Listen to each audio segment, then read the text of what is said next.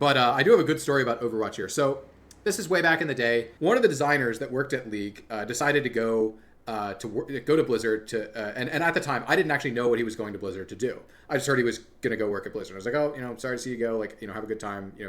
Go work on Overwatch or whatever. Because I knew he was working on Overwatch. I didn't know what he was doing.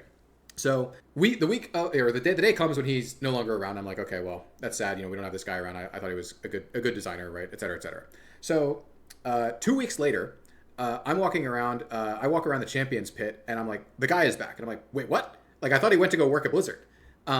So this guy comes back, and he's just there, right? He literally legit worked there for like a week and a half or something like that.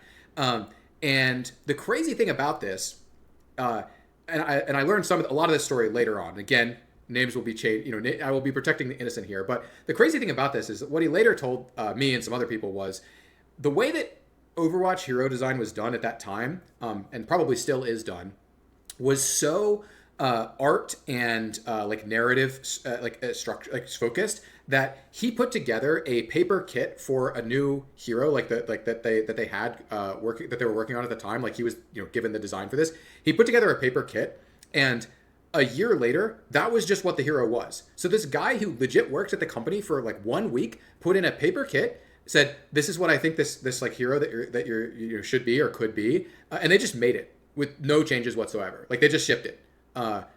Like that's how focused they were on like, oh, we got to get like all these other things right. Like the design, they didn't even consider that, which is like, it makes sense when you look at a lot of their kits of like, you really didn't consider this or like playtest this much at all, right? Like especially their original kits from Overwatch. Yeah, that's just like my good story of like, I will be speaking no names of anything in this to protect the innocent, but yeah, it is a true story to the best of my knowledge that someone joined Blizzard Design on Overwatch for like 1.5 weeks and basically got an entire kit in.